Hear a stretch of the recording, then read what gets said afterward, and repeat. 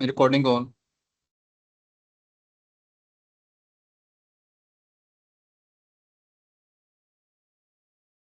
Ms. Anam, can you please start the session?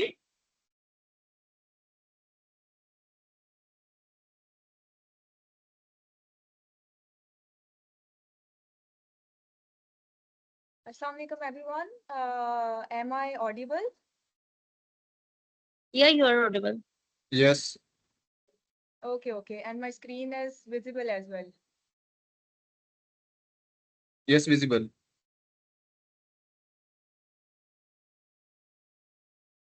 Okay. Assalamualaikum. I hope you all are doing great. I welcome you all to Zero to Meta Pro workshop.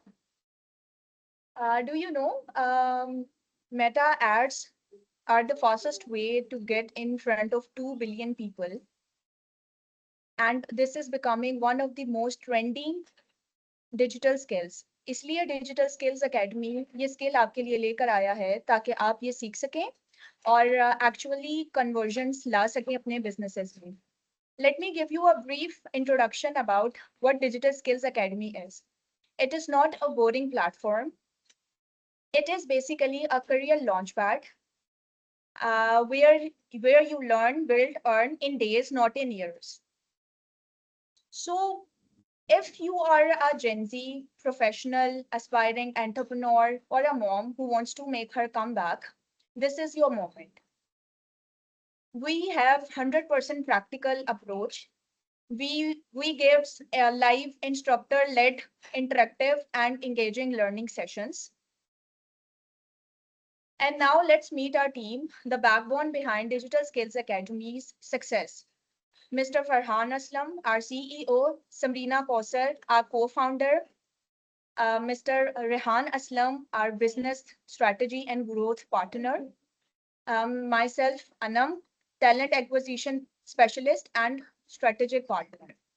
As we are towards the end of our workshop series, this is the last one, which is coming next week.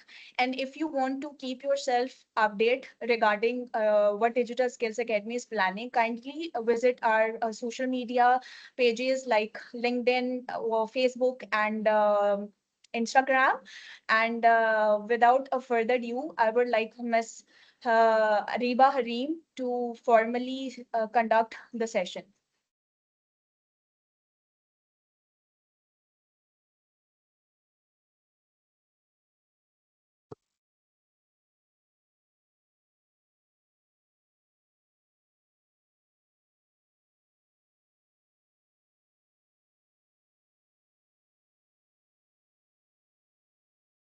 Ariba, are you there?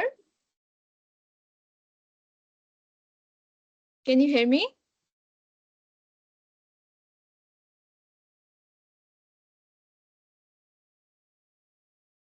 Ariba, can you check your mic, please? You are not audible.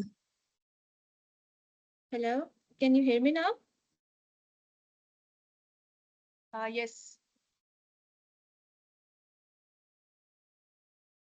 And क्या distortion आ रही है?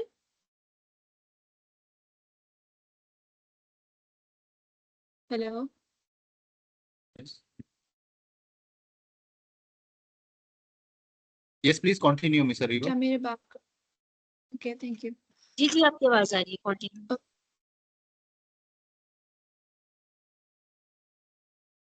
So, Assalamu alaikum everyone. My name is Ariba Harim. I am Meta Certified Marketing Associate and I have around 4 years of experience in Meta Ads. मेरी core strengths Meta Ads है और फिर social media marketing भी. This workshop is basically for small businesses and for people who wants to work for small businesses to how to run ads, Meta ads efficiently in very small budget. This is going to be a very extensive 3 days training. इस workshop में mainly हम सीखेंगे कि modern marketing काम कैसे करती है, Meta ads powerful कैसे हैं, they are like a magical tool for small businesses honestly. तो वो कैसे मैजिकल टूल हैं स्मॉल बिजनेसेस के लिए, सेल्स बढ़ाने के लिए या रेवेन्यू ज़्यादा लाने के लिए. और कन्फ्यूजन्स कोई अगर मेटा एड्स के अराउंड हुई और अपने ऐड को आप सक्सेसफुल कैसे बना सकते हैं, आप अपनी फर्स्ट ऐड कैंपेन कैसे लॉन्च करें, और कॉमन मिस्टेक्स जो बिगिनर्स करते होते हैं। इस वर्कशॉप के मेन ऑब्जेक्टिव्स ये हैं कि आपको पता चल सके कि मार्केटिंग अभी एआई एरा में और डिजिटल एरा में किस तरह से काम कर रही है, और ट्रेडिशनल मार्केटिंग और डिजिटल एडवर्टाइजिंग में फ़र्क क्या है, और बेनिफिशियल क्यों है डिजिटल मार्केटिंग। फिर मेटा एड्स कैसे काम करते हैं, एड साइकोलॉजी क्या होती है, बिगिनर एड सेटअप प्रोसेस और budget friendly advertising methods. So first of all, I don't like boring speeches. So first thing first is, how many of you do have a small business or you work with small businesses?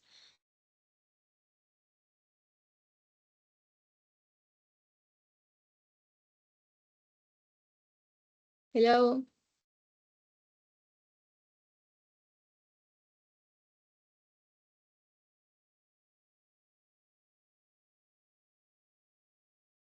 आप में से कितने लोग small business के साथ काम करते हैं या उनका अपना स्मॉल बिजनेस है?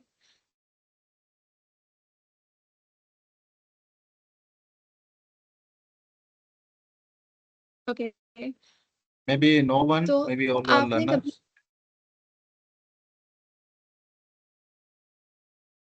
No, he is saying that he has a clothing business, family clothing business. So आपने कभी इंस्टाग्राम पे पेज को एड को बूस्ट का देखा है? बूस्ट पोस्ट का ऑप्शन आता होता है, फेसबुक पे आता होता है, राइट? या हमें लगता होता है कि एड्स बहुत ज़्यादा कॉम्प्लिकेटेड है, ठीक है, कि समझ नहीं आएंगे, हमें स्पेशलिस्ट ही चाहिए होगा, या लगता है कि यार इतना तो आसान है, बस बूस्ट ही करना है, ठीक है। तो ना ये इतना आसान है, थोड़ा सा टेक्निकल भी है, लेकिन अगर आपको बेसिक समझ आ जाए तो फिर आसान भी बहुत है, और आपको किसी भी एक्सपर्ट की फिर ज़रूरत नहीं रहती। या अगर आप कोई एक्सपर्ट हायर भी करते हैं अपने बिजनेस के लिए, तो एटलीस्ट आपको पता होता है, आप उसको मॉनिटर कर सकते हैं कि कहाँ पर क्या चीज़ गलत हो रही है या सही हो रही है, आप उसको गाइड कर सकते हैं, आप अपने बिजनेस की परफॉर्मेंस को ट्रैक कर सकते हैं। ओके, सो स्मॉल बिजनेस के साथ प्रॉब्लम क्या होता है, एक मिनट।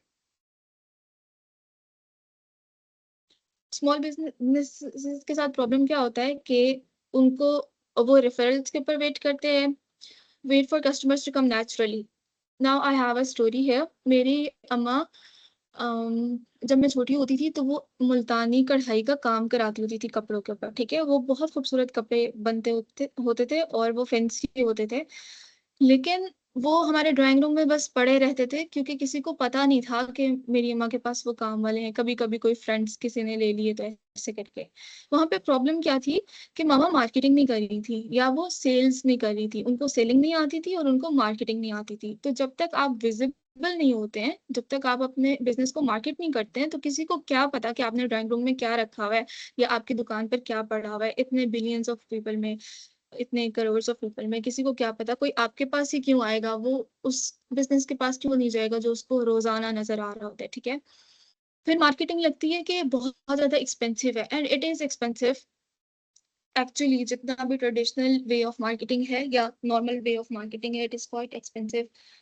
और फिर मसला ये भी आता है कि आप प्रोडक्ट तो बना लो, आप सेल भी कर लो, आप कस्टमर्स के साथ कस्टमर रिलेशनशिप भी मैनेज कर लो, मेंटेन कर लो, कस्टमर सर्विसेज भी दे दो, लेकिन टेक्नोलॉजी की साइड के ऊपर कैसे आओ? मतलब आप एक चीज में अच्छे हो सकते हो ना, प्रोडक्ट बनाने में, प्रोडक्ट सोर्स करने में, उसको मार्केट करने में। आप टेक्निकल जगह के ऊपर बिजनेसेस क्या करते हैं, मतलब मार खाते हैं बहुत ज्यादा। अगर वो आप क्या कहते हैं इसको, अ, अगर वो बहुत ज्यादा टेक्नोलॉजी को जानते नहीं है तो वो उसमें मार खाते हैं, ठीक है।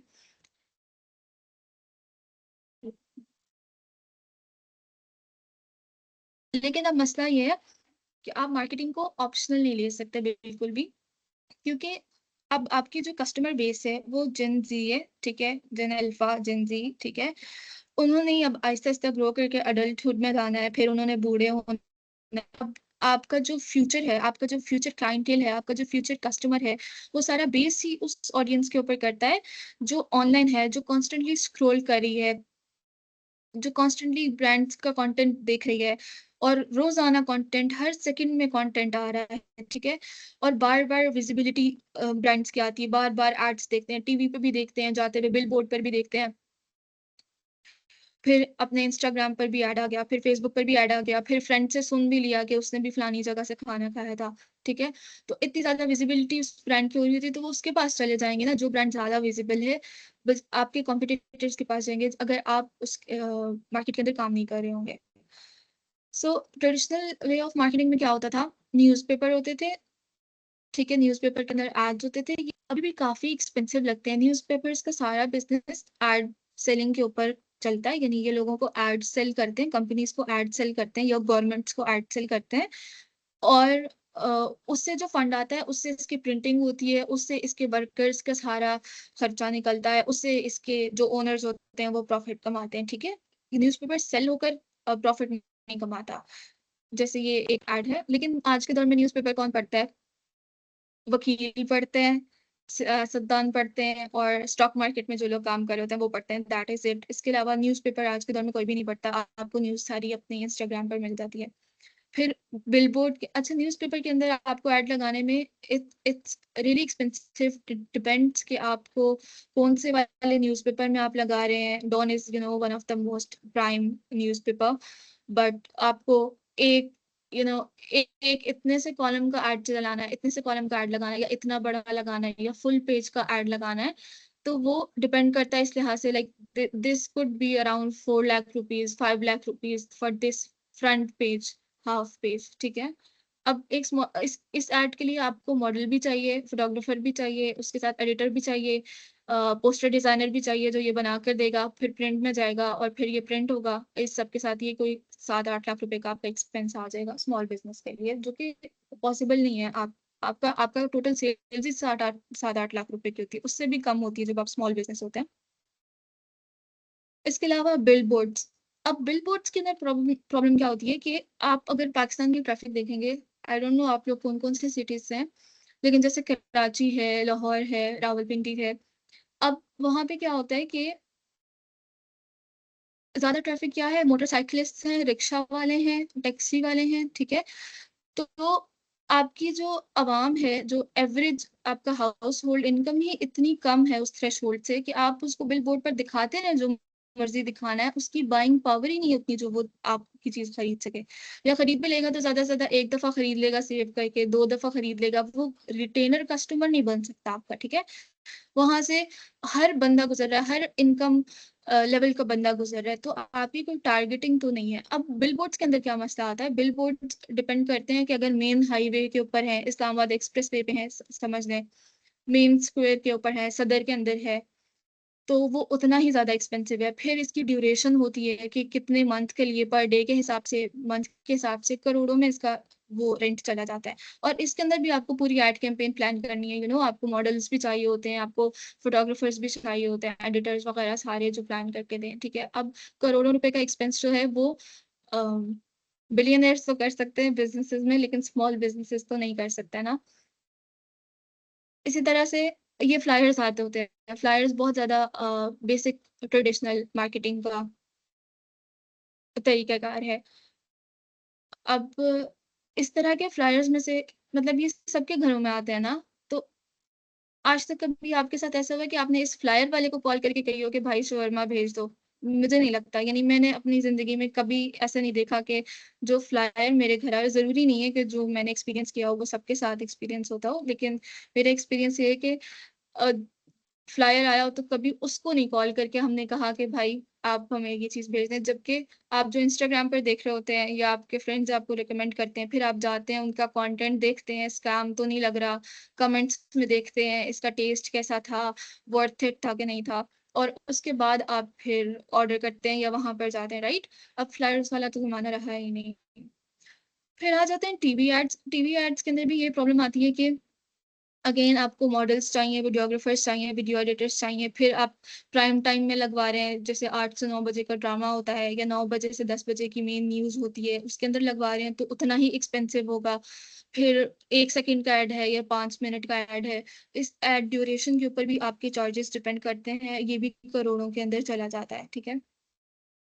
तो ये सब ऑप्शंस जो हैं, लाइक फ्लायर्स, टीवी एड्स, ऐसा नहीं है कि टीवी एड्स काम नहीं करते, काम करते हैं, तो इसी वजह से बड़े बड़े ब्रांड्स जो हैं वो कर रहे हैं, लेकिन ये एक्सेसिबल नहीं है, ये प्रैक्टिकल नहीं है स्मॉल बिजनेसेस के लिए, ठीक है। जब आप अपनी सर्विसेज दे रहे होते हैं, लेट्स सपोज अगर आप किसी स्मॉल बिजनेस को मेटा एड्स की सर्विसेज दे रहे हैं, तो वो मुश्किल से तो 50,000 या 1 लाख रुपीज का एड बजट निकाल सकते हैं। इससे ज्यादा तो उनका वो निकाल ही नहीं सकते ना मार्केटिंग के लिए। वो स्मॉल बिजनेस रहेगा ही नहीं अगर वो इससे ज्यादा एड बजट निकाल सकता होगा।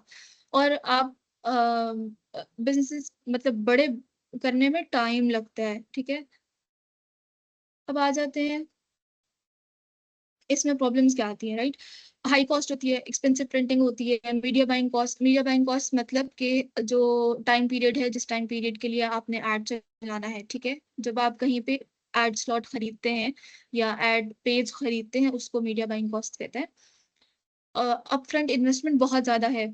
फिर इसी तरह डिफिकल्ट ट्रैकिंग है। अब न्यूज़पेपर किसने देखा, आपको क्या पता, खातून थी, मर्द थे, वकील थे, साइकिल पे कोई जा रहा था उसने देखा, चाय पी रहा था, चाय बनाने वाले ने देखा, समोसे बेचने वाले ने समोसे रख के बेचे, उसमें क्या पता किसने ऐड मतलब देखा। आप उसको ट्रैक नहीं कर सकते, उसकी बाइंग पावर क्या थी, उसको इस वक्त जरूरत क्या है, क्या पता उसकी कोई फ्रेंड की बर्थडे आने वाली हो, उसको उससे रिलेटेड कोई चीज चाहिए हो, क्या पता ईद से रिलेटेड वो कपड़े ढूंढ रहे हो, ठीक है। आपके पास कोई डाटा नहीं होता, आप उसको ट्रैक नहीं कर पा रहे होते। फिर पुअर टारगेटिंग होती है, जैसे अब बिल बोर्ड है, उस पर सब देख रहे हैं, अगेन वही बात है, मोटरसाइकिलिस्ट पे देख रहे हैं, आपका लो लेवल इनकम का तबका, लो इनकम लेवल का तबका भी देख रहा है, आपका हाई इनकम लेवल का भी तबका देख रहा है। तो वो मैक्सिमम 60 to 70% तो लो इनकम लेवल वाला तबका देख रहा है ना। तो आ, आप आप आपकी जो प्रोडक्ट की बाइंग पावर है, यानी मसलन आपकी प्रोडक्ट 5,000 रुपए की है या आपकी प्रोडक्ट 10,000 रुपए की है, वो उसकी औकात में ही नहीं है, तो वो कैसे खरीदेगा। तो आपने इतना खर्चा किया, 20-25 लाख रुपए लगाए और बिलबोर्ड लगा दिया, लेकिन जो कस्टमर देख रहा है वो खरीद ही नहीं सकता, तो आपको उसको दिखाने का क्या फायदा। आप वही 20-25 लाख रुपए इंस्टाग्राम के ऐड के ऊपर चलाते, तो आप सिर्फ उस ऑडियंस तक पहुंचते जो खरीद भी सकता है, जो ढूंढ भी रहा है। ऐसा होता है ना कि आप एक कमरे में होते हैं और आप आपस में बात कर रहे होते हैं कि यार मैंने नया बैग लेना है, या किसी जूस की या किसी रेस्टोरेंट की, तो आपके पास, या आप गूगल के ऊपर सर्च करते हैं कोई नया बैग या कोई नया स्कूल, ठीक है, या कोई यूनिवर्सिटी, ठीक है। और क्या होता है कि आपके पास फेसबुक पे, इंस्टाग्राम पे, अब तो व्हाट्सएप के ऊपर भी एड्स आते हैं, उसी से रेलेवेंट, उसी इंडस्ट्री के एड्स आने लग जाते हैं। आप हैरान हो रहे होते हैं कि यार ये इसके अंदर पता नहीं कौन सी कोई जासूसी डिवाइस लगी हुई है कि ये हमारी हर बात सुन रहा है, ऐसे क्या कर रहा है, ये ट्रैक कर रहा होता है बेसिकली, ठीक है। तो आप जब इतनी टारगेटेड, मेरी तरफ फ्लाइट चली गई है, 1 मिनट। तो आप जब इतनी टारगेटेड एड कैंपेन, एक सेकंड, एड कैंपेन्स चला सकते हैं कि जो जिस बंदे की बाइंग पावर भी है, जिस बंदे की क्या कहते हैं, जिस बंदे की बाइंग पावर है, जो बंदा, जिस बंदे को नीड भी है इस चीज की, तो आप उसको दिखाएंगे ना। आप उसको तो नहीं दिखाएंगे जिसको जरूरत ही नहीं है, उधर क्यों इतना ज्यादा पैसे स्पेंड करेंगे।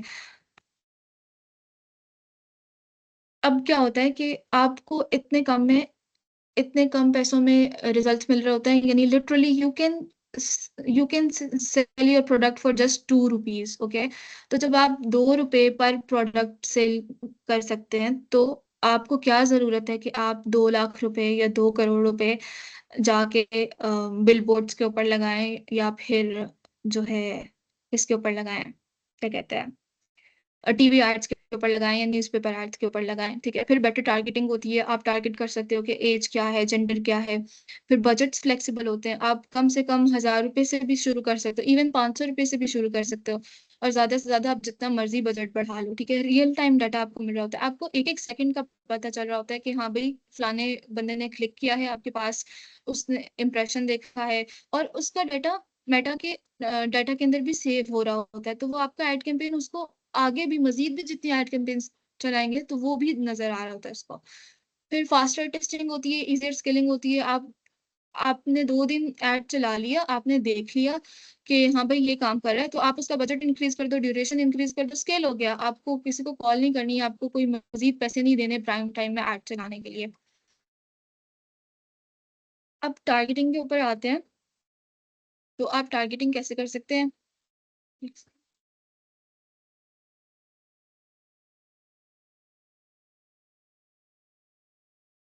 आप टारगेटिंग कैसे कर सकते हैं? आप ये सिलेक्ट कर सकते हैं कि एज क्या है, आप सिलेक्ट कर सकते हैं जेंडर क्या है, इंटरेस्ट क्या है, लोकेशन क्या है, behaviours, professions, online shopping habits.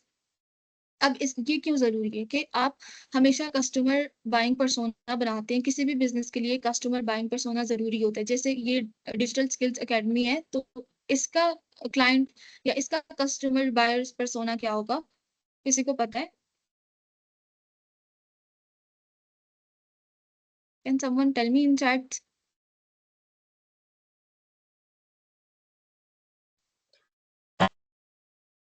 अगर आपने बायर पर्सोना बनाना हो। डिजिटल स्किल्स एकेडमी हम थोड़े से एज ग्रुप के लोगों को टारगेट करेंगे, जैसे स्पेशली स्टूडेंट्स हैं, तो पर्टिकुलरली और वो प्रोफेशनल्स जो इनका भी करियर का स्टार्टअप है, जो अपने स्किल्स को या अपने आप को स्किल करना चाह रहे हैं। तो एज ग्रुप अगर मैं कहूँ तो it will be from 18 to 19 years to 30 to 35 years, because शायद उसके बाद लोग लर्निंग में उतना इंटरेस्टेड नहीं रहते, या अगर जिनका एजुकेशन में और फ्रीलांसिंग में और ऑनलाइन स्किल्स में इंटरेस्ट होगा, या वो लोग जो ऑनलाइन कोर्सेज इनरोल कराते हैं, या ऑनलाइन जो कोर्सेज के एड्स आते हैं उन पर रिस्पॉन्ड करते हैं। हाँ, तो अब 18 से 30 इयर्स ओल्ड के जो स्टूडेंट्स आप कह लो या यंग पर्सन हैं या अडल्ट हैं जो भी हैं, वो किस प्लेटफॉर्म पर आपके नजदीक किस प्लेटफॉर्म पर होते हैं? फेसबुक पर होते हैं कि इंस्टाग्राम पर होते हैं?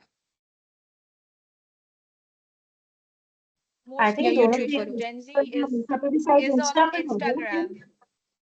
है ना? मोस्टली इंस्टाग्राम पर होते हैं। ये चीजें हमें थोड़ी थोड़ी सी साथ साथ आइडिया हो रहा होता है, ठीक है? तो हम यहाँ पे सिलेक्ट करते हैं कि सिर्फ इंस्टाग्राम पर ऐड दिखा रहे हो, ठीक है?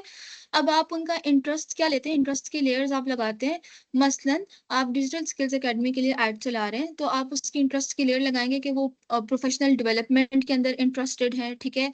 फिर इसी तरह से आप वहाँ पर कर लेंगे कि वो डिजी स्किल्स एकेडमी, इस तरह से जो कोई बड़ी एकेडमीज होती है ना, उससे रिलेटेड, यानी उसमें इंटरेस्टेड हैं या उसमें इनरोल्ड हैं, ठीक है? फिर आप ऐसे भी स्पेसिफिक कर सकते हैं कि वो मसलन अगर आप मेटा एड्स का एड चला रहे हैं, तो मेटा एड्स मार्केटिंग सीखने के लिए इंटरेस्टेड हो, ठीक है? इस तरह से आप उनकी इंटरेस्ट की लेयरिंग कर सकते हैं। अच्छा, पहले ये होता था, लाइक 2-3 साल पहले पुराने जमाने में, कि आप बहुत ज्यादा पिन पॉइंट टारगेटिंग कर सकते थे, ठीक है? लेकिन अब क्या होता है कि अब एआई टारगेटिंग होती है, तो अब आप ये वाली सारी सारी टारगेटिंग कर जरूर सकते हैं, interest based, location based, behaviour based, लेकिन आपको वो कंट्रोल करनी होती है क्रिएटिव्स के जरिए, आपकी एड कॉपी के जरिए, आपके एड पोस्टर के जरिए, ठीक है? एनीवेज, इसी तरह आप लोकेशन कर सकते हैं। जैसे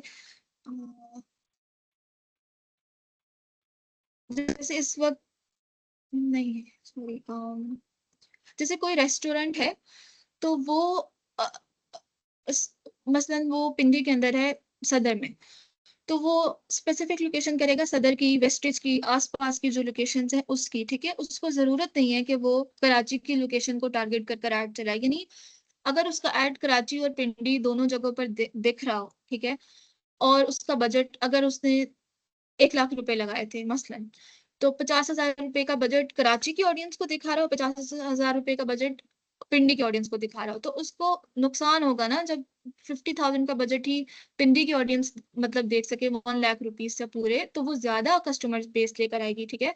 तो इस वजह से आप जो लोकेशन स्पेसिफिक बिजनेसेस होते हैं, ऐसे बहुत सारे बिजनेसेस हैं, जैसे जो सर्विस बेस्ड बिजनेसेस होते हैं, ब्यूटिशियंस के हो गए, पार्लर्स हो गए, स्पाज हो गए, रेस्टोरेंट हो गए, इस तरह से करके कॉलेजेस, यूनिवर्सिटीज, डॉक्टर्स, इस तरह से करके जो क्लिनिक्स, इस तरह से करके जो लोकेशन बेस्ड होते हैं, तो आप उसमें लोकेशन को टारगेट कर लोगे। आप इतना भी टारगेट कर सकते हो, जैसे बहरिया टाउन है, मच्छर कॉलोनी भी है कोई जगह, मतलब आप बहुत ज्यादा स्पेसिफिक भी कर सकते हो कि बस इस ही दायरा कार के अंदर मेरा दिखाओ एड, इतने पैसे इधर ही स्पेंड करो। फिर बिहेवियर होता है, बिहेवियर से मुराद ये होती है कि जिन्होंने लास्ट 30 डेज के अंदर शॉपिंग की हो या शॉपिंग कर रहे हो, ठीक है, या जिन्होंने लास्ट 6 मंथ्स के अंदर जो इंगेज हुए हो, ठीक है, या नेक्स्ट 6 डेज में जिनकी बर्थडे आ रही हो। मसलन आप एक इवेंट मैनेजमेंट कंपनी है, ठीक है, और आप लोगों के बर्थडेज और वेडिंग्स का डेकोर करते हैं, या आप ऐसे बिजनेस को अपना एड का सर्विसेज प्रोवाइड कर रहे हैं, तो वो क्या है, इंटरेस्ट और बिहेवियर्स की लोकेशन वो डालेंगे लेयर्स के इंटरेस्ट में डालेंगे कि बर्थडेज है, वेडिंग है, इवेंट में इवेंट अपकमिंग इवेंट है कोई, और बिहेवियर्स में वो डालेंगे कि भाई 60 डेज के अंदर बर्थडे है, या वेडिंग एनिवर्सरी है, या ग्रेजुएशन है। आप इतना ज्यादा टारगेट कर सकते हैं, यानी आपके पास आ रहा होता है कि 30 डेज में ये इवेंट है, 40 डेज में ये इवेंट है, इतना पता होता है आपके मेटा के एप्स को। और फिर वो किस प्रोफेशन से हैं, वो स्टूडेंट हैं, वो डॉक्टर हैं, इंजीनियर हैं, जो भी हैं, आप प्रोफेशन सिलेक्ट कर सकते हैं अगर प्रोफेशन से, उनके प्रोफेशन से रिलेटेड चीज हो। और प्रोफेशन आप इस वजह से भी चूज करते हैं क्योंकि ये उनकी बाइंग पावर डिसाइड करता है। फिर उनकी ऑनलाइन शॉपिंग हैबिट्स क्या है, वो स्क्रॉल करते जाते हैं। अच्छा, बहुत सारे लोग ऐसे होते हैं जो इंटरनेट पे स्क्रॉल बहुत ज्यादा करते हैं लेकिन जाके फिजिकल शॉप से ही खरीदते हैं चीज, ठीक है। और फिर बहुत सारे ऐसे लोग भी होते हैं कि जो इम्पल्सिव बाइंग करते हैं, यानी देखा और खरीद लिया, देखा और खरीद लिया, सोचते भी नहीं है कि जरूरत है कि नहीं है, या फिर मतलब मुझे लेना चाहिए या नहीं लेना चाहिए, या यूजफुल होगा कि नहीं, बस ले लिया, नजर आ रहा था ले लिया, ठीक है। और बहुत सारे ऐसे लोग होते हैं जो 4-5 दफा उसको देखेंगे, सोचेंगे, सारे प्रोज एंड कॉन्स करेंगे और फिर ऑनलाइन भी मतलब कर लेंगे ऑर्डर ना। तो ये इस तरह की सारी शॉपिंग हैबिट्स को देख रहा होता है। आप टीमू के ऊपर सर्च कर रहे थे कुछ, आप दराज पर कर रहे थे कुछ सर्च, ठीक है। तो ये सारे बिहेवियर्स मेटा के अंदर रिकॉर्ड हो रहे होते हैं। तो आप ये सब चीजें टारगेट कर सकते हैं कि यार मसलन जो 20 साल से लेके 25 साल के दरमियान का एज ग्रुप है, वुमेन है लेट्स सपोज, फैशन में इंटरेस्ट है, इस्लामाबाद बेस्ड है, उसकी फ्रेंड की एंगेजमेंट है, और वो कपड़े खरीद रही है या बहुत ज्यादा इम्पल्सिव बाइंग करती है, या इम्पल्सिव बाइंग नहीं करती तो वो बहुत ज्यादा हाई एंड शॉपिंग करती है, ब्रांड से शॉपिंग करती है, तो उसको मेरा ऐड दिखाओ, ठीक है। तो दिस इज वेरी लाइकली कि वो पर्सन जो है वो शॉप नाउ करके ऐड कार्ट करके शॉप कर लेगा, ठीक है। तो this is how you can do better targeting through social media marketing. ये हमने कर लिया है। अच्छा, फिर आपके पास रियल टाइम डाटा आ रहा होता है, किस कितने क्लिक्स हुए, कितनी सेल्स हुई, कितनी रीच आई, कितने लोगों तक रीच पहुंची। मसलन 10,000 लोगों ने आपका ऐड देखा, उसमें से 2,000 लोगों ने आपके ऐड के ऊपर क्लिक किया, और उसमें से 100 लोगों ने कन्वर्ट किया, ठीक है।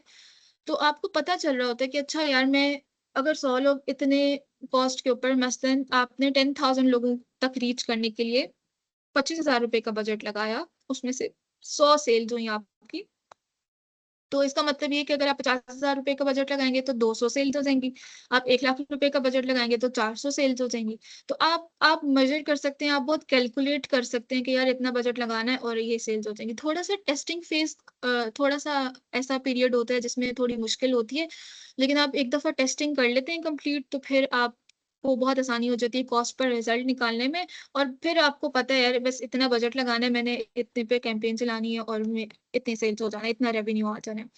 और आप सिर्फ सेल्स लगाने के लिए नहीं चला रहे होते हैं एड्स। अब पता नहीं यहाँ पर कौन मार्केटिंग बैकग्राउंड से है कौन नहीं है, लेकिन आपको प्रॉपर फनल बनाना होता है, आपको फनल बनाना होता है। ऐसा नहीं होता कि कोई देखेगा और खरीद लेगा। किसी ने बैग खरीदना है तो आपका बैग देखा और खरीद लिया, हो भी सकता है, लेकिन पॉसिबिलिटी है कि ना भी हो।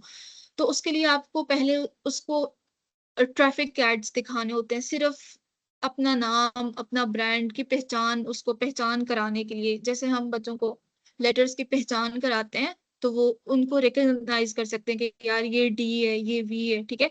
ऐसे ही कस्टमर्स को आपका नाम, आपका कलर्स, आपकी पहचान पहचान कराने के लिए कि वो रिकॉग्नाइज कर सकें कि यार ये बिजनेस है, ये डिजिटल स्किल्स एकेडमी है, ये डीजी स्किल्स है, ठीक है, ये निम्रा अहमद का बुक स्टोर है, ठीक है। वो पहचान कराने के लिए आप पहले ऐड चलाते हैं फनल में। फिर उसके बाद आपकी मिडिल फनल आ जाती है कि जब लोग आपको फॉलो कर रहे होते हैं, आपके कंटेंट के साथ इंगेज कर रहे होते हैं, तब आप अपनी कोई ऑफर या कोई प्रोडक्ट उनके पास लेकर जाते हैं कि यार ये मैं सेल कर रहा हूँ, तो अगर आप खरीदना चाहें। अब इस सूरत के अंदर, जी अंदर क्या हुआ?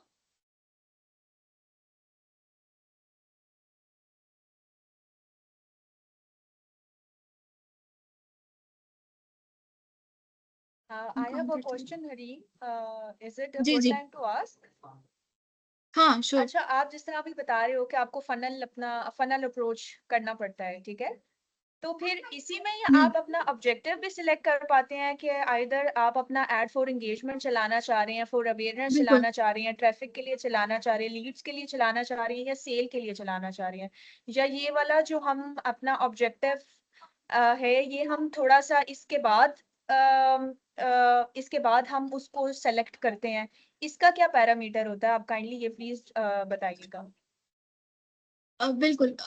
आप ये डिटरमाइन करते हैं, पहले तो आप ये डिटरमाइन करते हैं कि आप कौन सी फनल स्टेज पे हैं, यानी आपका आइडियल कस्टमर, आपकी कौन सी कस्टमर सॉरी एक मिनट, आपका आइडियल कस्टमर, आपका आइडियल क्लाइंट इस वक्त फनल की कौन सी स्टेज पे है। क्या वो टॉप ऑफ द फनल है, वो आपको बिल्कुल भी नहीं जानता, ठीक है, या वो मिडिल ऑफ द फनल है, थोड़ा बहुत जानता है लेकिन आपको फॉलो नहीं करता, या वो बॉटम ऑफ द फनल पर है कि वो आपको जानता है, फॉलो करता है, एंगेज करता है, कमेंट करता है, ठीक है, तो वो कन्वर्टेबल है, वो अब कन्वर्टेबल उसमें आ जाता है। अब अगर आपका जो कस्टमर या क्लाइंट बेस है वो टॉप ऑफ द फनल पर है, वो आपको बिल्कुल भी नहीं जानता, तो फिर आप अवेयरनेस की और ट्रैफिक की कैंपेन्स चलाते हैं, ठीक है। फिर अगर वो आपके मिडिल ऑफ द फनल के अंदर होता है, यानी जानता है थोड़ा बहुत लेकिन फॉलो नहीं करता, या फॉलो करता भी है तो बहुत ज्यादा इंगेज नहीं करता, या आपसे उसने खरीदा नहीं है, कुछ भी कन्वर्ट नहीं हुआ, तो फिर आप क्या करते हैं कि आप मिडिल ऑफ द फनल के लिहाज से कैंपेन बनाते हैं। आप कोई लीडिंग सॉरी लीड्स वाले जो फॉर्म्स वाले एड्स होते हैं, आप वो चलाते हैं, मैसेजेस वाले एड्स चलाते हैं, ताकि वो आपके उसमें आ जाए, आपके इनबॉक्स में आ जाए, आप उनसे कन्वर्सेशन कर सकें, या वो आपके जैसे ये वर्कशॉप अभी इस वक्त लीड है, ठीक है, यानी बल्कि नहीं, आप इसको फनल के साथ ऐसे समझें कि कुछ लोग हैं जो शायद मुझे जानते हो या आपको जानते हो, ठीक है, वो मिडिल ऑफ द फनल पर थे जो इस वर्कशॉप में आए। कुछ लोग हैं जो बिल्कुल भी किसी को भी नहीं जानते, उन्होंने पोस्टर देखा और वो आ गए, ठीक है। तो अब जो लोग तो मुझे जानते हैं या आपको जानते हैं, या यानी ये जो वर्कशॉप है, this is kind of like top of the funnel awareness वाला स्टेज है, ठीक है। इसके बाद अगर किसी हमारी सर्विसेज के अंदर कोई इंटरेस्टेड होगा तो वो मिडिल ऑफ द फनल या बॉटम ऑफ द फनल पर चला जाएगा कि वो कन्वर्ट हो गया है, ठीक है। तो इसी तरह से आप एड कैंपेन भी चलाते हैं, वो फनल्स के हिसाब से, मतलब फनल्स थोड़े से कंफ्यूजिंग भी हो सकते हैं, बट मेन पॉइंट ये था कि आप फनल्स के हिसाब से अपना कैंपेन गोल सिलेक्ट करते हैं और ऑब्जेक्टिव करते हैं। बॉटम ऑफ द फनल पर आपने परचेजेस, वो सेल्स एड को सिलेक्ट करना होता है, और कभी कभी आप सेल एड जो है वो मैसेजेस के थ्रू भी करते हैं स्मॉल बिजनेसेस के लिए, क्योंकि सेल एड जो होता है ना वो थोड़ा कॉस्टली होता है मैसेजेस की निस्बत। अब जब मेरी इस सारी बात से मुराद कि आप रियल टाइम डाटा जो है वो ट्रैक कर सकते हैं, वो कैसे ट्रैक कर सकते हैं, वो आप ऐसे ट्रैक कर सकते हैं, आपको नजर आ रहा है ये, आई होप सो कि इट इज क्लियर। लाइक ये इंटरनेशनल मार्केट में ऐड चल रहा है, ये 2 मैसेज कन्वर्सेशन स्टार्ट हुई है, 1500 रुपीज पर मैसेज कन्वर्सेशन हुई है, इसमें से एक ऑलमोस्ट कन्वर्ट होगी और एक कोल्ड मैसेज था, और इतना डेली बजट जा रहा है, इतना अमाउंट स्पेंड हो गया है, इतने लोगों ने देखा, इतने लोगों के सामने आया है, इतने ज्यादा नए अकाउंट्स तक रीच हुई है। जैसे ये वेबसाइट का ऐड था, 2 सेल्स हुई वेबसाइट के ऊपर, तो 2500 रुपये पर सेल आया, 2000 रुपये का डेली का बजट था, 500 रुपये टोटल स्पेंड हुए, 19,000 लोगों ने देखा, तो फिर जाके 2 परचेजेस हुई, इसको बंद कर दिया था फिर। तो इस तरह से आपके पास रियल टाइम डाटा आ रहा होता है, यानी आप उसको रीलोड कर लें अपने टैब को, और आपको हर आधे घंटे बाद पता चल रहा होता है कि यार इतनी सेल होगी, इतनी वो होगी। जबकि आप अगर ट्रेडिशनल मार्केटिंग कर रहे होते हैं तो आपको नहीं पता कि आपका बिल बोर्ड देखकर कोई खरीदने के लिए आया आपकी प्रोडक्ट को, या आपका टीवी एड देखकर खरीदने के लिए आया आपकी प्रोडक्ट को, ठीक है। तो आप वो ट्रैक नहीं कर रहे होते, आप अपने कस्टमर की साइकोलॉजी को ट्रैक नहीं कर रहे होते, तो फिर आप उसको बेच भी नहीं सकते। अब ये जो चीज है कि आपका डाटा जो है वो करेंसी है आज के जमाने में, राइट। आज मतलब आपके फेसबुक, इंस्टाग्राम वगैरह, ये फ्री एप्स हैं, सब इसको फ्री में यूज करते हैं, तो ये इतने बड़े बड़े जॉइंट्स, कॉर्पोरेट जॉइंट्स कैसे बन गए हैं, क्योंकि ये डाटा डाटा ट्रैक करते हैं, डाटा सेल करते हैं, अब हर चीज डाटा के ऊपर बेस्ड है, राइट। तो आप अपने कस्टमर का डाटा, आप उसके की साइकोलॉजी, आप उसका ऑनलाइन बिहेवियर, वो कौन सी डिवाइस यूज करता है, वो एप्पल यूजर है या वो एंड्रॉयड यूजर है, ठीक है, वो कितना टाइम लैपटॉप के ऊपर स्पेंड करता है और कितना टाइम फोन डूम स्क्रॉलिंग के ऊपर करता है, ये सारा कुछ ट्रैक हो रहा होता है। तो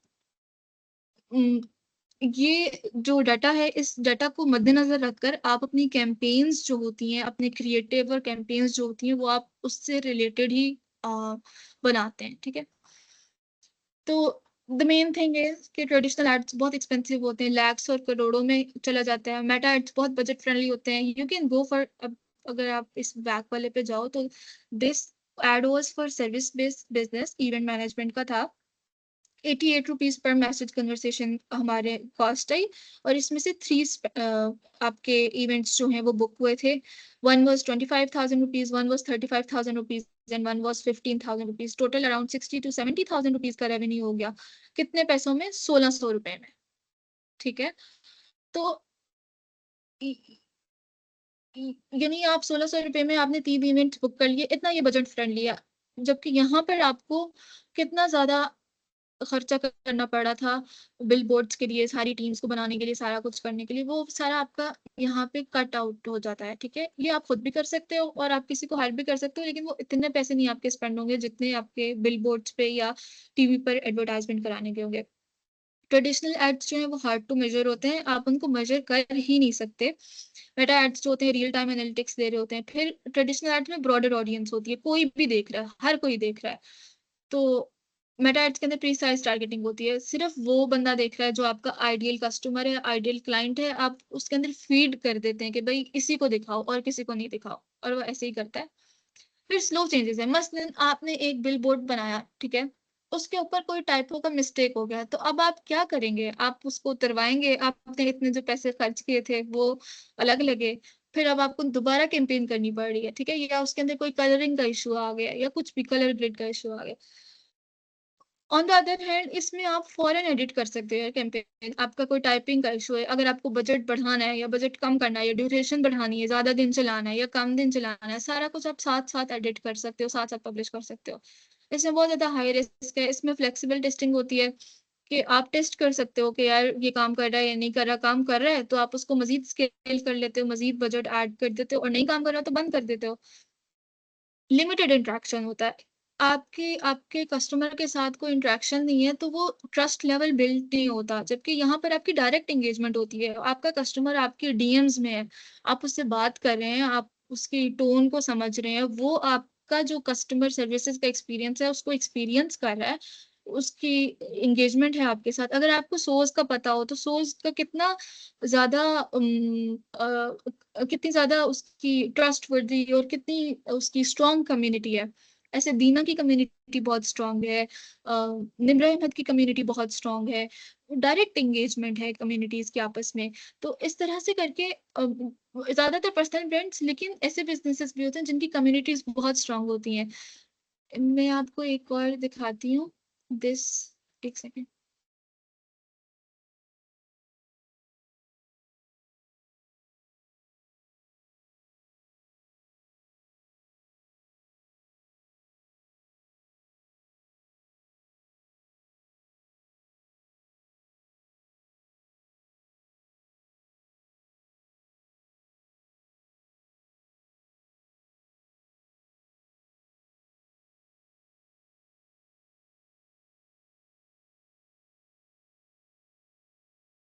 ये वाली एड कैंपेन तो आजकल सोशल मीडिया जैसे ही आप लॉगिन करेंगे तो ये सबसे टॉप पे जा रही है।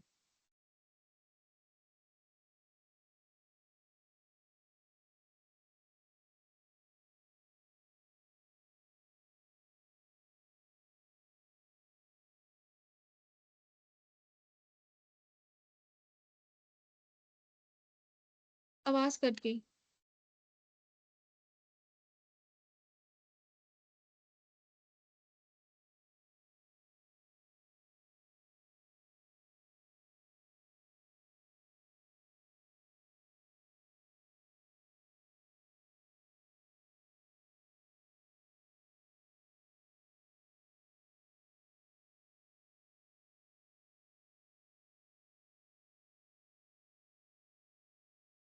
कस्टमर के साथ खुद डायरेक्ट कम्युनिकेशन है, कमेंट्स में, मैसेजेस में, और फिर उनको रियल टाइम रिस्पॉन्स भी मिल रहा होता है, रिव्यूज़ भी मिल रहे होते हैं, यानी उनको फीडबैक मिल रहा होता है तो वो उसको चेंज भी कर सकते हैं, उसको इम्प्रूव भी कर सकते हैं, ऐसे करके। तो आपको अभी मतलब कोई बड़ी लार्ज टीम, आपको models, photographers, videographers, video editors, art specialist, ये सारे लोग नहीं चाहिए होते आज के दौर में। और मार्केटिंग एजेंसीज बड़ी बड़ी, लाखों रुपए का बजट नहीं चाहिए होता, टेक्निकल एक्सपर्टीज़ भी नहीं चाहिए होती आज के दौर में, क्योंकि सब चीज़ें बहुत आसान है। उतना ही आसान है ऐड लगाना जितना आसान एक सिंपल एक स्क्रीन शेयर वाली।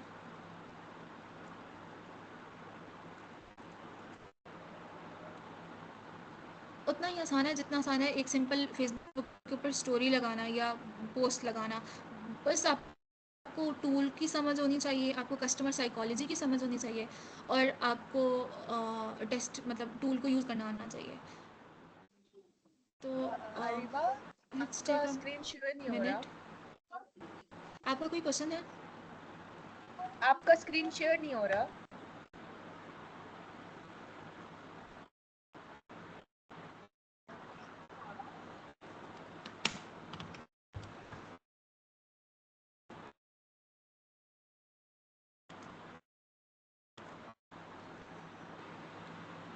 अभी भी नहीं हो रहा?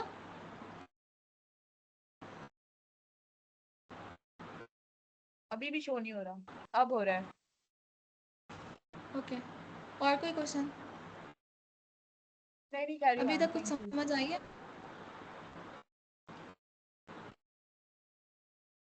या मैं ऐसे ही बोलती जा रही हूँ?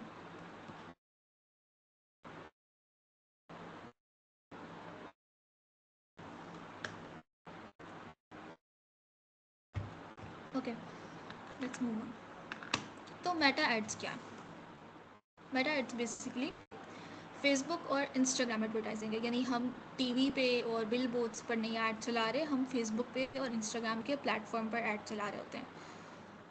उसमें फेसबुक इंक्लूडेड है, उसमें इंस्टाग्राम इंक्लूडेड है, मैसेंजर इंक्लूडेड है, ऑडियंस नेटवर्क इंक्लूडेड है। ऑडियंस नेटवर्क मींस जितने भी प्लेटफॉर्म्स जो मेटा ओन करता है, जैसे व्हाट्सएप ओन करता है, मेरी बहन बता रही थी कि अब एक्स भी ओन करता है, आई डोंट नो, मुझे कंफर्म नहीं है, लेकिन जितने भी प्लेटफॉर्म्स मेटा ओन करता है, अगर आप उसको सिलेक्ट कर लें ना वहाँ से ऑडियंस नेटवर्क के ऊपर, तो वो उन सब प्लेटफॉर्म्स के ऊपर ऐड दिखा रहा होता है। व्हाट्सएप पर भी अभी ऐड दिखा रहा होता है, ठीक है, मैसेंजर पर भी ऐड दिखा रहा होता है। तो ये बेसिकली वो प्लेटफॉर्म्स हैं जहाँ पर आपका ऐड शो होगा, ठीक है, जहाँ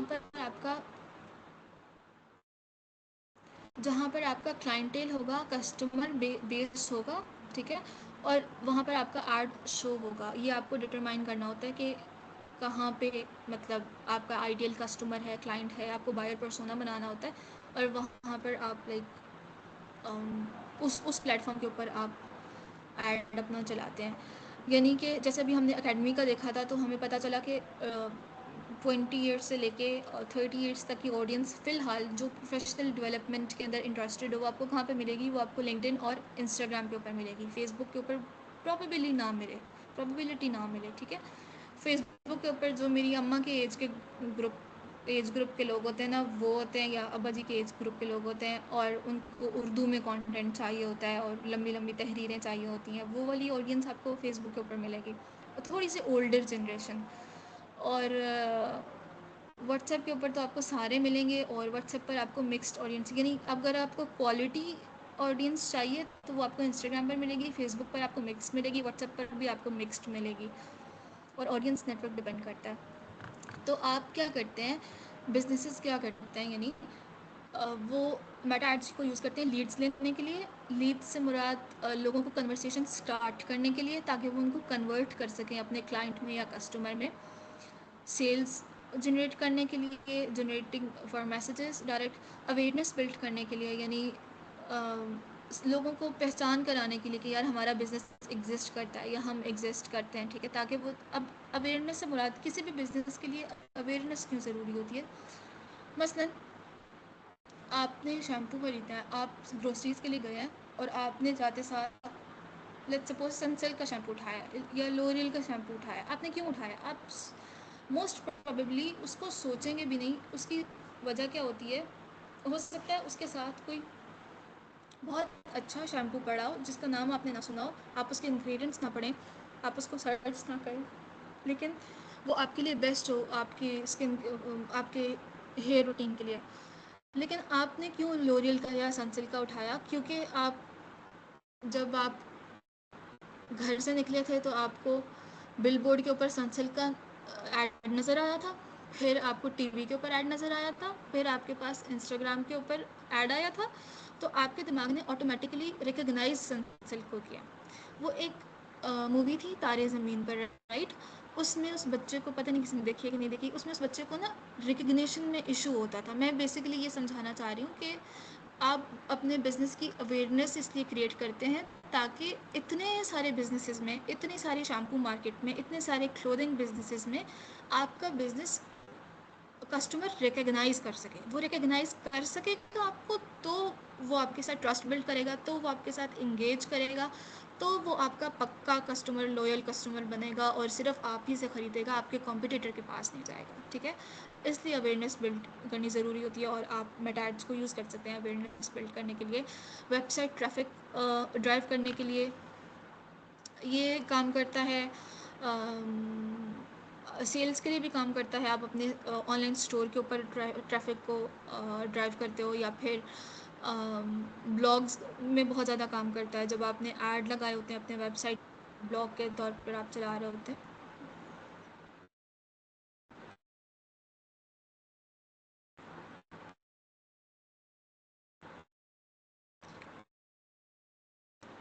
अच्छा, इस तरह से काम करता है, राइट?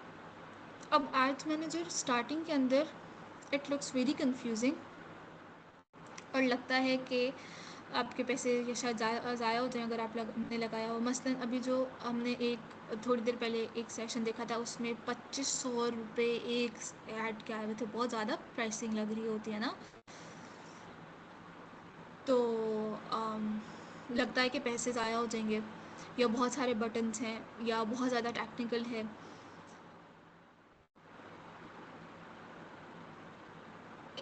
एक minute,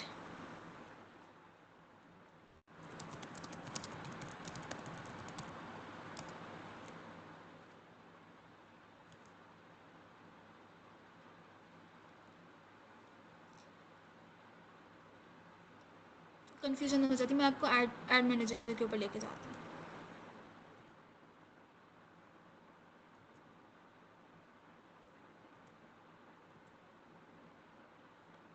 Right? This is how ad manager looks. ऐसे इसका मेन डैशबोर्ड टाइप होता है, काफ़ी टेक्निकल सा लग रहा होता है, इतना नहीं है। आपके कॉन्सेप्ट्स क्लियर होंगे तो फिर इतना नहीं होता। मैं यूजुअली एड मैनेजर के ऊपर फर्स्ट लेक्चर में नहीं लेके जाती, लेकिन एक दफ़ा बस देख लेते हैं इसको। अभी आपको क्रिएटिव्स वगैरह नहीं नज़र आ रहे होंगे, ठीक है? आपको सिर्फ डाटा नज़र आ रहा होगा, राइट? डाटा है बहुत सारे बटन्स हैं, ऐसे कंफ्यूजिंग सा लग रहा होता है, लेकिन हमें सिर्फ आपका स्लाइड नजर आ रहा है, आपका डैशबोर्ड नजर नहीं आ रहा।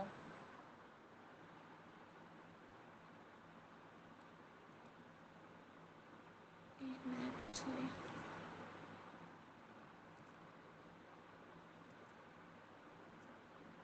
अब आ रहा है?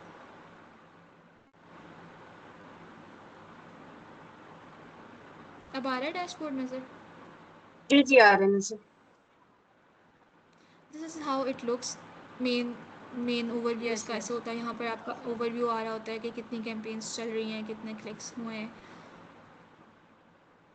अच्छा, अब इसमें एक नया लाइक दीज 2 कैंपेन्स के ऊपर ये काम कर रहा है, बाकी कैंपेन्स के ऊपर ये काम नहीं कर रहा, क्योंकि अब वो AI आपकी अपडेट होती जाती है। तो यू कैन नाउ एनालाइज कि मेरी सारी कैंपेन्स को एनालाइज करके बताएंगे कौन सी कैंपेन ज़्यादा अच्छी चल रही थी, या फलां करके, राइट? तो ये बहुत ज़्यादा डाटा लगता है एक ऐसे बंदे के लिए जिसका टेक्नोलॉजी से ज़्यादा वास्ता ना हो, या टेक्निकल चीज़ों से ज़्यादा वास्ता ना हो। ये लगता है कि ये बहुत ज़्यादा है, लेकिन ये बहुत नॉर्मल, बहुत बेसिक सी चीज़ होती है, बस बटन है। लेकिन इंशाल्लाह ये आपको लाइक लास्ट सेशन तक पता चल जाएगा कि आपको इसको कैसे यूज़ करना है। लेकिन मेरा मेन फोकस होता है कि आपके कॉन्सेप्ट्स पहले क्लियर हों, ताकि जब हम इसके ऊपर आएँ तो बहुत ज़्यादा हार्ड टू डाइजेस्ट ना लग रहा हो, ठीक है? Let's go back.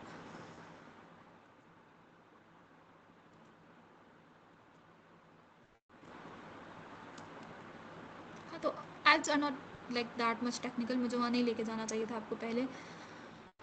They are basically showing the right message to the right people with the right budget at the right time. That is it. यानी आपका ad सही टाइम पे सही लोगों के सामने, आपकी आइडियल कस्टमर के सामने, आइडियल बजट, कम से कम बजट ऑफ कोर्स में, सही टाइम के ऊपर, जिस वक्त उनको ज़रूरत है आपकी प्रोडक्ट की या आपकी सर्विसेज की, उस टाइम पर शो हो. That is it. This is the simplest thing you can say ads are. Okay, ads के सिंपल 3 पार्ट का सिस्टम होता है. 3 यही पार्ट्स होते हैं बेसिक, ठीक है. Main, message, creative. उसके अंदर क्या होता है कि आपका ऐड का पोस्टर, यानी पोस्टर है, वीडियो है, या फिर कैरोसेल है, कैटलॉग्स हैं, ठीक है, काफ़ी सारे पोस्टर्स हैं, वो होते हैं. और आपकी ऐड की कॉपी, लाइक ऐड की डिस्क्रिप्शन होती है, और आपका CTA, हेडलाइंस वगैरह, ये चीज़ें होती हैं. यानी आपका रिटन कंटेंट और आपका जो विजुअल कंटेंट होता है. और पीपल ऑडियंस में आप बेसिकली कस्टमर साइकोलॉजी, जो बायर पर्सोना और कस्टमर साइकोलॉजी आप सारी यूज़ कर रहे होते हैं लोगों को टारगेट करने के लिए. और फिर money, budget. That is it. These are the 3 main components जो आपको चाहिए होते हैं ऐड चलाने के लिए, ठीक है. तो creative is what people see. It can be images, videos, captions, headline, offer, call to action, जो लोगों को नज़र आ रहा होता है, ठीक है. यानी जो बैक एंड, एक कंप्यूटर का फ्रंट एंड होता है, एक बैक एंड होता है ना. कंप्यूटर की बैक एंड वाली लैंग्वेज होती है वो 0101 वाली, ठीक है, वो हमें नहीं नज़र आ रही होती. लेकिन जो फ्रंट एंड होता है वो जो लोगों को नज़र आ रहा है, that is what creative is. जो भी लिखा हुआ है, जो भी वीडियो में है, अगर आपका क्रिएटिव बैड है तो फिर बैड रिजल्ट्स आएंगे, क्योंकि AI टारगेटिंग के ऊपर मैटर चला गया है. तो और फिर आपको जो अच्छी लग रही होती है चीज़, वही मतलब जाती भी है. मसलन कि ये एक रिसाइकलिंग डे का पोस्टर है, अभी आपको इसमें कुछ समझ आ रहा है. और honestly I don't know why they don't have a good graphic designer with them to create a good ad poster. Yeah, the color theory is wrong. All the fonts are out of the place, and it is too much rushy. Cluttered है, कोई कोई message नहीं है. अब आप इस पर add चला दो तो वो कोई फ़र्क Yes. नहीं पड़ता. और Obviously, yes. May be 90s के दौर में फ़र्क पड़ता हो, आज के दौर में तो नहीं फ़र्क पड़ता, बल्कि लोगों को लगेगा कि ये स्कैम है, ठीक है. तो like this is the same thing. ये रिसाइकलिंग डे के ऊपर ऐड पोस्टर है, ये भी रिसाइकलिंग डे के ऊपर ऐड पोस्टर है. इसका सिंपल सा मैसेज है, रिड्यूस, रीयूज, रिसाइकिल. ये इसकी हेडलाइन है और ये उसका लाइक डे का रिमाइंडर है. That is it. तो this is what mainly the creative is. Okay, अब हमने टारगेटिंग के ऊपर बहुत ज़्यादा बात कर ली थी, लेकिन बेसिकली ये कि आप बायर पर्सोना बनाते हो कि आपके जो आइडियल कस्टमर है उसके इंटरेस्ट क्या होंगे, उसकी लोकेशन क्या होगी, एज क्या होगी, बिहेवियर्स क्या होंगे, ऑनलाइन एक्टिविटीज़, परचेजेस क्या क्या वो काम करता है, ठीक है. सारा डाटा आप एक अपने पास स्केच बनाते हो और वो आप ऑडियंस वहाँ पर वैसे ही सिलेक्ट करते हो. टारगेटिंग मैटर करती है क्योंकि, एक मिनट,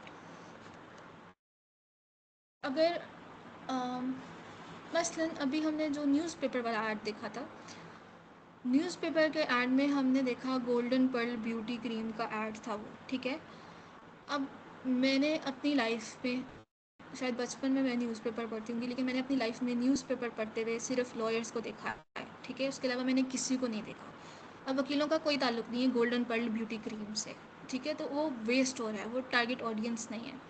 तो इसी तरह से अगर आपने अपनी ऑडियंस गलत सिलेक्ट कर ली है तो आपका बजट वेस्ट हो रहा है. अगर मसलन आप कपड़े ख़वातीन के बेचते हैं, लेकिन आपने टारगेट में दोनों जेंडर को टारगेट कर लिया या सिर्फ मेन को टारगेट कर लिया है, तो ऑफ कोर्स मतलब वो कैसे सेल होंगे. या आपकी सर्विसेज ही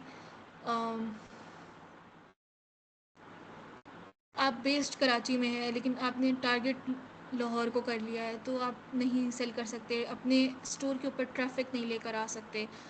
इसी तरह से कोई बंदा इंटरेस्टेड ही नहीं है, कोई इंटरेस्टेड ही नहीं है फ़िटनेस के अंदर, आप उसको दिखाए जाएं, या उसकी एज, मसलन आपकी जिम है और आप एक ऐसे एज ग्रुप को दिखा रहे हैं जो 60 प्लस है, अब देर इज़ अ पॉसिबिलिटी कि उनको कोई बीमारी हो या वो बुजुर्ग इतने हो कि वो जिम ज्वाइन कर ही ना सकते हो। अब आप उनको दिखाते रहे ऐड, वो नहीं कर सकते, ठीक है। तो आप उसके साथ क्या करेंगे कि आप एज ग्रुप वो सिलेक्ट करेंगे कि जो हेल्दी एज ग्रुप होता है और जिसको हेल्थ रिलेटेड या इश्यूज रहते हैं या वो हेल्थ रिलेटेड कॉन्शियस होता है, ताकि वो कन्वर्ट हो सके। अब ये क्यों आ रहा है पोस्टर, इन दोनों की जो कंपनी है बोनस की और एरियल की, ये एक ही है, ओनर कंपनी एक ही है। तो ये दो अलग अलग क्यों अलग नाम, अलग ब्रांडिंग, अलग कलर, अलग मैसेज क्यों है? आपको क्या लगता है? बिकॉज इन दोनों जो सर्फ है ना डिटर्जेंट, इनकी टारगेट ऑडियंस बहुत डिफरेंट है। बोनस आप बिल्कुल। कह सकते हैं लोअर मिडिल क्लास, और जो बिल्कुल लेबर हमारी कम्युनिटी है, वो उनकी पॉकेट को देख के डिजाइन किया गया है। और एरियल थोड़ा सा जो है ना, आप कह लें हायर मिडिल क्लास को जो है ना, और उसका पॉकेट साइज और उसकी जो प्राइसिंग है वो उनको देख के किया गया है। इसलिए उनके कलर कॉम्बिनेशन, उनकी जितनी भी ये जो कलर थेरी है, उनके जितना भी डिजाइन है, वो सब चीजें अपनी अपनी नीश को देख के उन्होंने टारगेट की हैं। उसकी मैसेजिंग वगैरह सारा कुछ। अब इस ऐड को आप चलाएंगे फेसबुक के ऊपर, ये वाली ऑडियंस इंस्टाग्राम के ऊपर पॉसिबिलिटी है कि ना हो, लेकिन ये वाली ऑडियंस इंस्टाग्राम पर पॉसिबिलिटी है हो। लेकिन इस वजह से आपकी टारगेटिंग मैटर करती है कि आपको अपनी ऑडियंस का पता होगा, तो आप उस हिसाब से अपनी कैंपेन प्लान करेंगे, अपने क्रिएटिव्स बनाएंगे, अपनी टारगेट ऑडियंस वैसे ही सिलेक्ट करेंगे, उतना ही बजट रखेंगे वगैरह वगैरह। और उसके बाद बजट आ जाता है। Budget control reach and testing. आपका बजट डिसाइड करता है कि कितने 1000 लोगों तक पहुंचना है।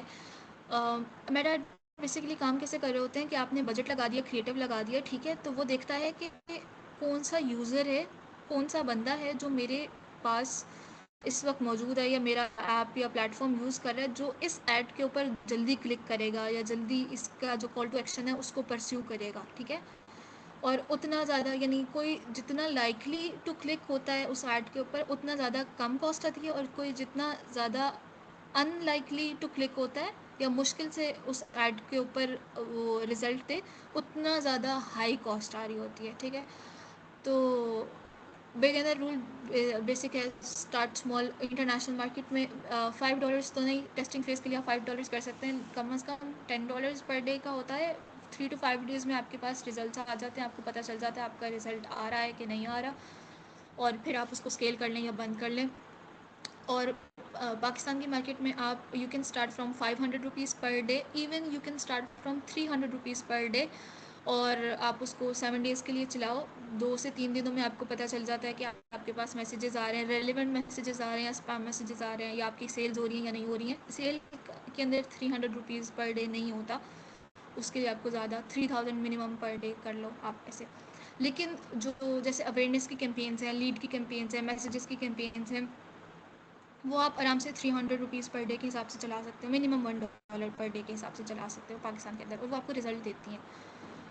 और 2 से 3 दिनों के अंदर जब आपको रिजल्ट मिल रहा होता है, आपको नज़र आ रहा होता है कि यार अच्छा ये कैंपेन बहुत अच्छी चल रही है, तो आप उसको डबल डाउन कर देते हैं, ट्रिपल डाउन कर देते हैं, उसका बजट बढ़ा देते हैं, उसकी ड्यूरेशन बढ़ा देते हैं, और उसी के ऊपर, उसी एड क्रिएटिव और एड कॉपी के ऊपर मज़ीद रिफाइंड क्या कहते हैं, मज़ीद रिफाइंड कैंपेन्स बनाते हैं।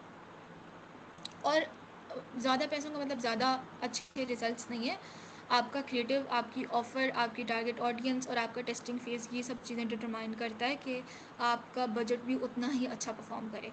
जितना अच्छा क्रिएटिव से मुराद ये नहीं है कि बहुत ही ज़्यादा एस्थेटिक, यानी आपकी ऑडियंस से रिलेटेबल, ठीक है, उसकी लैंग्वेज में लिखा हुआ जो उसको समझ आती है, उस टोन में लिखा हुआ, और उसके एस्थेटिक्स उससे रिलेटेड, ऑफ़र उससे रिलेटेड बना के।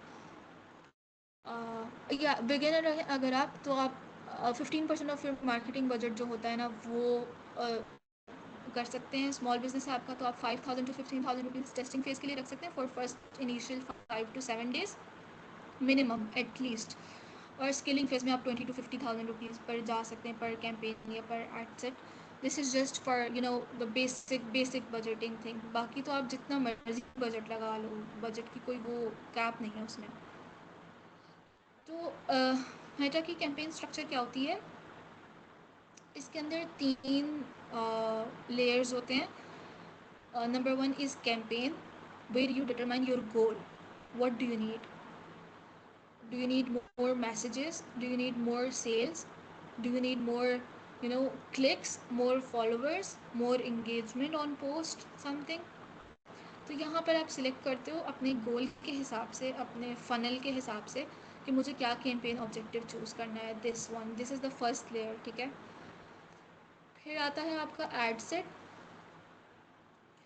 यहाँ पर आप सिलेक्ट करते हैं आपकी ऑडियंस, टारगेट ऑडियंस, और फिर आपका ऐड बजट, और फिर आपका आता है ऐड, ठीक है। ऐड क्रिएटिव, लाइक आपकी पोस्ट, आपकी विजुअल्स, आपके टेक्स्ट और ऑडियो वगैरह, यहाँ पर लाइक ये 3 लेयर्स में काम करते हैं। हम आगे इसको देख भी लेते हैं। मैं आपको वो डैशबोर्ड पर लेकर जाती हूँ उसको दिखाने के लिए।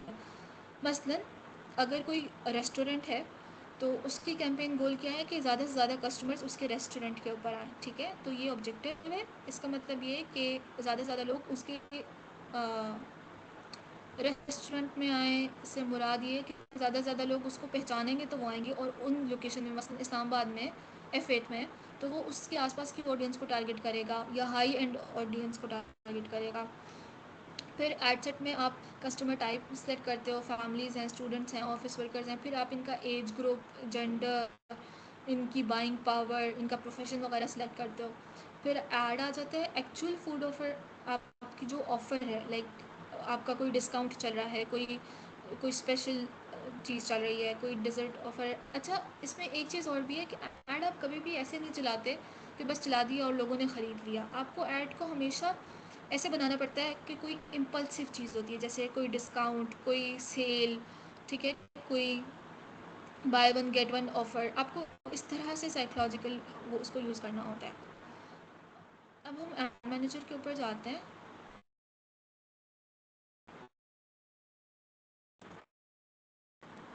हम बेसिक स्ट्रक्चर देखेंगे कैंपेन का, ओके। तो जब हम ये क्रिएट का बटन था, सॉरी मैं दोबारा दिखाती हूँ।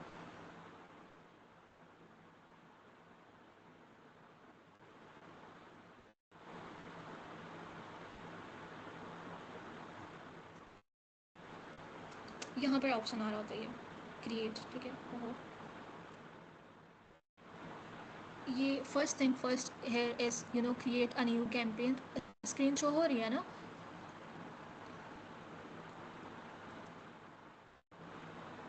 जी जी, आपकी स्क्रीन शो हो रही है।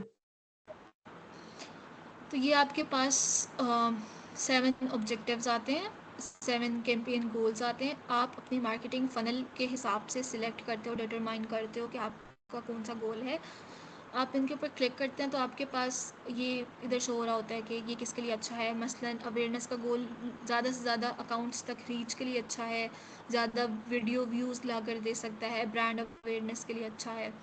ट्रैफिक का जो है, this is good for link clicks, landing page views, profile visits. Traffic से मुराद ये होगी कि ज़्यादा से ज़्यादा लोग आपके पेज के ऊपर आएंगे और फिर मे बी वो फॉलो करते हैं, ठीक है। और इसमें पॉसिबिलिटी है कि मैसेज भी कर लें। when you see here third line पे लिखा हुआ है messenger, Instagram and WhatsApp calls.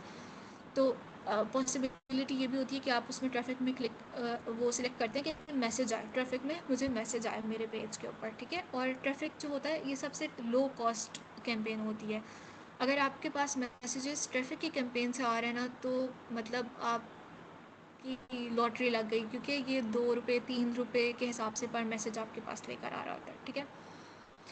फिर इंगेजमेंट होती है। Engagement is good for messages. अगर आपका स्मॉल बिजनेस है और आपकी वेबसाइट नहीं, काफ़ी सारे स्मॉल बिजनेसेस की वेबसाइट भी होती है, लेकिन अगर वेबसाइट नहीं है, ठीक है, या आप सर्विस बेस्ड बिजनेस हो या प्रोडक्ट बेस्ड बिजनेस हो, तो आप इंगेजमेंट को सिलेक्ट करते हो। इंगेजमेंट में मैसेजेस को, ये एक्सपेंसिव होता है ट्रैफिक की निस्बत, लेकिन ये सिर्फ मैसेजेस लेकर आ रहा होता है आपके पेज के ऊपर, ठीक है। लोग आपको सिर्फ मैसेज करते हैं, व्हाट्सएप पे कर लेते हैं, इंस्टाग्राम पे कर लेते हैं, जो भी आपने सिलेक्ट किया, या आप इंट्रैक्शन भी सिलेक्ट कर सकते हो। मसलन आप इसमें आगे सिलेक्ट कर लेते हैं कि मेरी पोस्ट के ऊपर कमेंट्स ज़्यादा हैं, ठीक है। मसलन कोई पोस्ट ऐसी है जिस पर लोगों ने रिव्यूज़ दिए हुए हैं, ठीक है।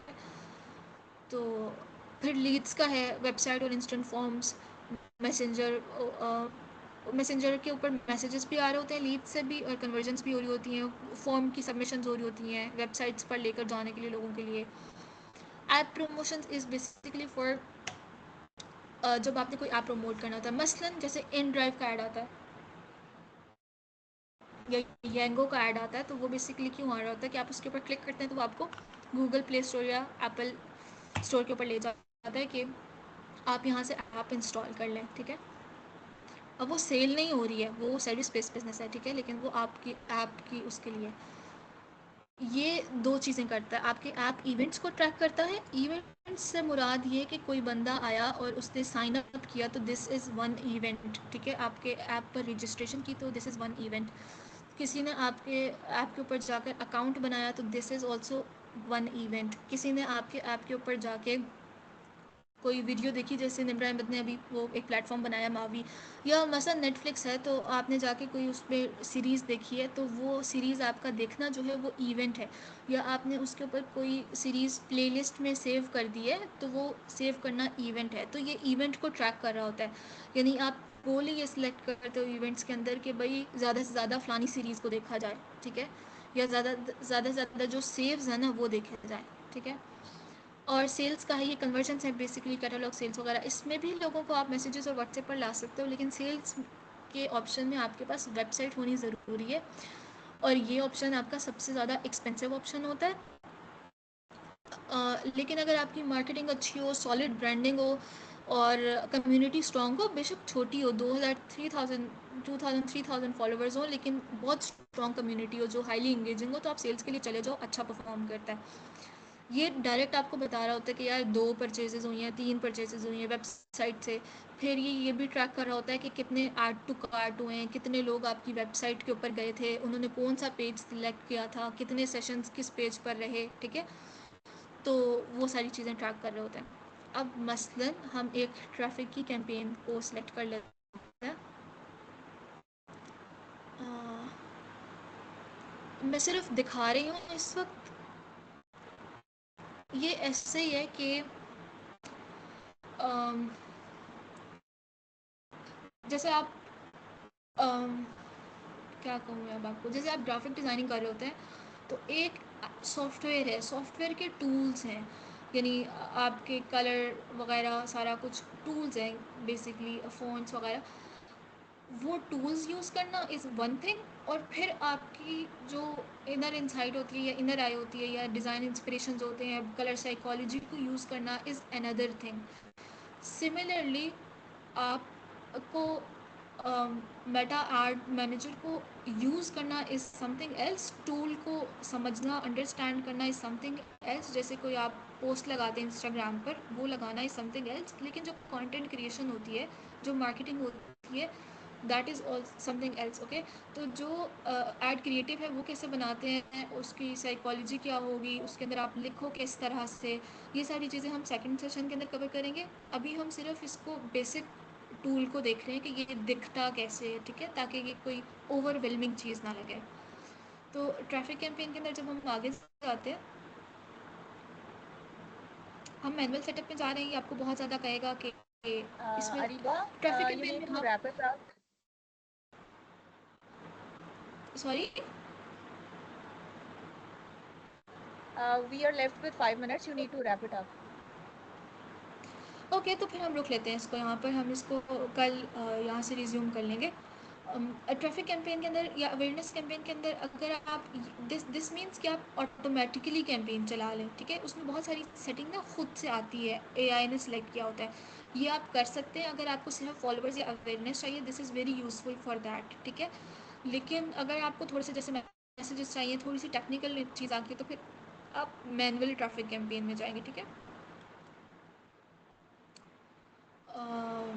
कोई क्वेश्चन, कोई सवाल, कोई कन्फ्यूजन?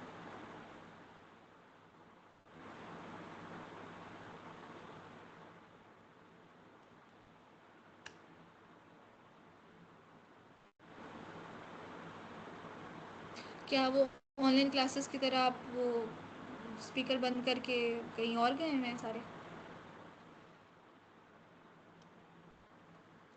नहीं अरीबा, मैंने तो आपसे पूछ लिया था जो मुझे कंफ्यूजन थी और वो आपने बहुत अच्छा एक्सप्लेन कर दिया। और उसका जो सेकंड कल रिज्यूम करेंगे तो मेरी तो वही क्यूरी थी। बाकी please anyone from the participants if you have any question kindly ask, और otherwise we can wrap it up. Wind up. या जी मित्र में वाइंड अप करते हैं अभी। आप इसको क्लोज कर लें ताकि फिर इंशाल्लाह बाद में कल का हम सेशन अगले करें। Okay, thank you so much everyone for joining us. This was it from my side. हम सेकेंड सेशन के अंदर क्रिएटिव्स को कवर करेंगे कि क्रिएटिव्स किस तरह से होते हैं, ठीक है, बेसिक्स। और थर्ड सेशन के अंदर मज़ीद हम उसको टेक्निकल्स के अंदर जाएंगे कि वो किस तरह से काम करते हैं। एंड आई थिंक 3 घंटों में हम इतना ही कर सकते हैं। या so this was it from my side. Thank you so much. Okay, Thank you everyone. very much. Tomorrow we will have a 3-hour session. Ms. Ariba will be taking day 2 and day 3 session tomorrow.